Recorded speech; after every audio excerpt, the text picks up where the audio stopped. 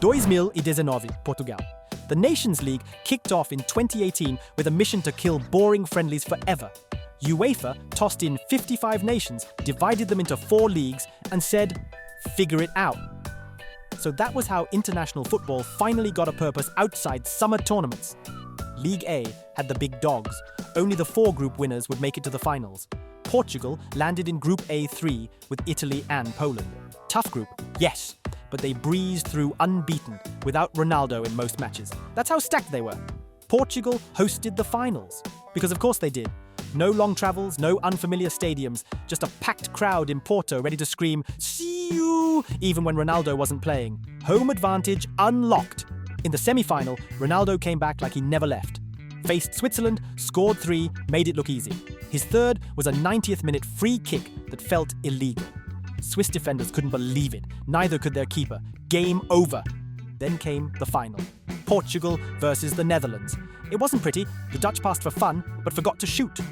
Portugal waited, pounced, and Gonçalo Guedes drilled in the only goal that won the game. Netherlands had De Jong, Van Dijk, and momentum. Portugal had one moment of quality, and that was enough. It ended 1-0. Portugal became the first ever Nations League champions and immediately claimed this tournament as their personal property. Ronaldo didn't score in the final. Didn't matter. He still managed to be the face of the trophy ceremony, grinning with that "I run this" energy. You'd think he built the stadium himself. Portugal now had 2 major international trophies. First, the Euros in 2016. Now this.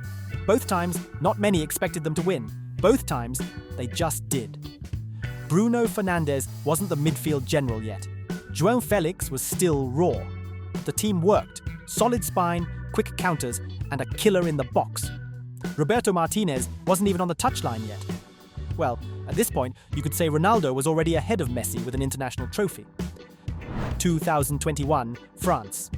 The second edition of the Nations League was different, mostly because COVID pushed everything around like it owned the calendar. Matches got squeezed in, players got tested twice a day, and the finals took place in Italy. But the chaos made the drama better. France landed in a monster group again: Portugal, Croatia, and Sweden. Mbappe and Benzema linked up like they'd been teammates for 10 years. They topped Group A3, drew once with Portugal, then beat them in Lisbon, no mercy. The semi-final gave us one of the best games in Nations League history: France versus Belgium. Belgium went 2-0 up in the first half. France looked cooked, but the second half was a different story. Benzema pulled one back with a bullet, then Mbappe converted a penalty with his usual smugness. Last minute, Theo Hernandez smashed home the winner. Belgium fans watched in horror. Same script, different tournament. That Belgian collapse deserved a documentary. They had De Bruyne, Lukaku, and still bottled it. Again, Courtois made saves, but couldn't stop the meltdown. France 3, Belgium 2. Classic. The final was France versus Spain.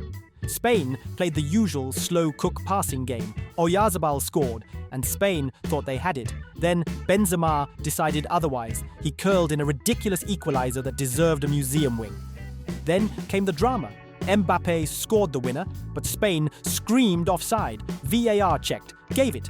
Apparently, the defender touched it. Spain lost their minds. France didn't care. Trophy secured.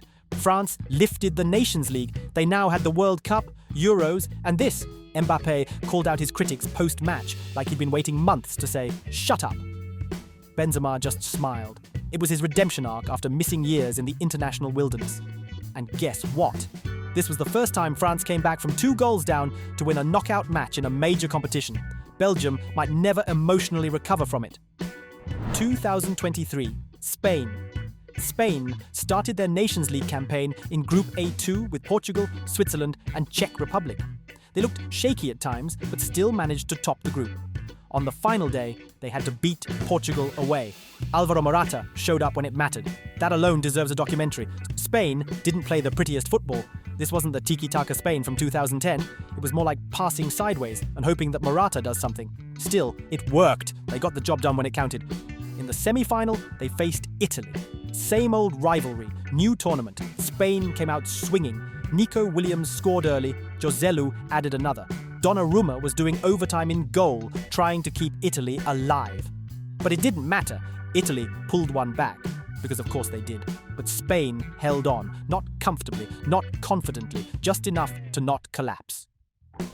The final whistle blew, and Luis de la Fuente exhaled for the first time all week. The final was Spain versus Croatia. You knew it was going to penalties the moment you saw Luka Modric and Sergio Busquets eyeing each other like it was a chess match. The game ended 0-0. Not one for the highlight reels. Unai Simon turned into a one-man fortress in the shootout. Saved from Lovro Majer and Bruno Petkovic. Just stood there like, not today. Spain didn't miss a single pen. I mean, that was cold stuff. Then came Dani Carvajal. Right back by day, ice merchant by night. Pulled off a Panenka to win the Nations League. Croatia fans stopped breathing for 10 seconds. Spain finally had a trophy again. That was Spain's first major title since Euro 2012.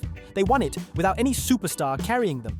Just a collective effort and a goalkeeper with magic hands. You won't find it in coaching manuals. Croatia had more shots, more experience, maybe even more desire. But Spain had Simon. And that was the difference. Football is cruel like that. It was crazy how Spain ditched the famous tiki-taka in the final. Just grit, sweat, and penalties. It worked. Sometimes you don't need 1,000 passes. You just need your keeper to turn into a wall. 2025, Portugal. Portugal became the first team to win the Nations League twice. They didn't walk it, but they walked away with the trophy, and that's what matters. Cristiano Ronaldo still running around like aging is a myth. I mean, this guy's 40 years old. The group stage looked like a training session. Wins over Croatia, Scotland, Poland. Then they decided to hammer Poland 5-1 just for fun. But they encountered a bump, a 1-0 loss to Denmark in the quarterfinal first leg. That was a big mistake. Ronaldo didn't like that. So he went full rage mode in the second leg. Portugal came back to smash Denmark 5-2 after extra time. Ronaldo scored, obviously. At this age, he's allergic to retirement. Germany came next. Portugal hadn't beaten Germany in a major tournament before. Ronaldo made sure that changed. Scored one, assisted another. Portugal won 2-1. Whole country called in sick the next day. The final was a classic. Portugal versus Spain.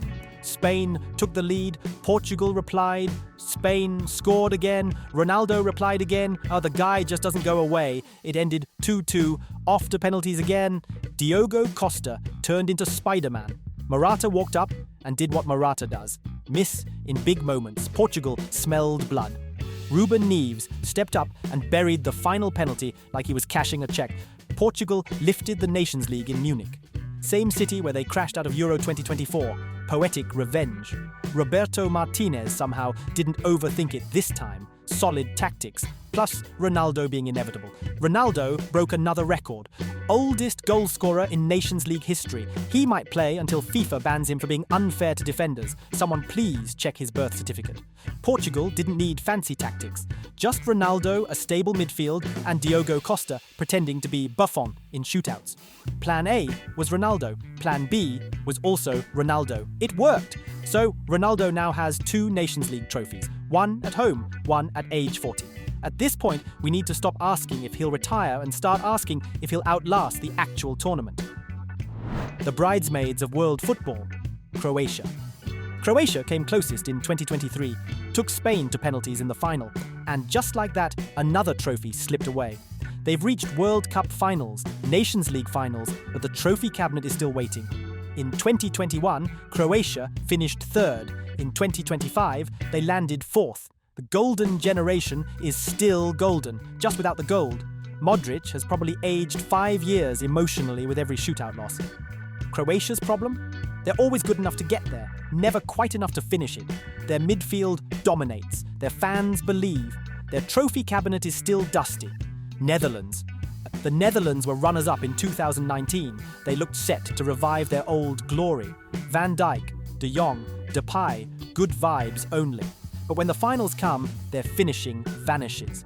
In 2023, they reached the semi-finals, lost to Croatia, in front of home fans. Ouch! Even worse, they looked flat. For all their talent, they still haven't figured out how to win when it really counts. Belgium. Belgium's 2021 meltdown still lives rent-free in everyone's heads. They were 2-0 up against France in the semis. Then forgot how to play defense. Classic Belgium. Golden generation. Bronze mentality. They've never reached the final in any Nations League. never won a major trophy, but they've got the best what-if team on paper. At this point, that paper might be cursed. Courtois made save after save, but couldn't stop the French comeback. De Bruyne looked like he aged mid-match. Lukaku scored, then disappeared. Hazard, still missing in action. 2025 didn't go much better. Knocked out early, no real impact. Belgium's golden window might have already closed, and they didn't even get a single medal out of it. If you love football, make sure to hit that subscribe button. We're just getting started.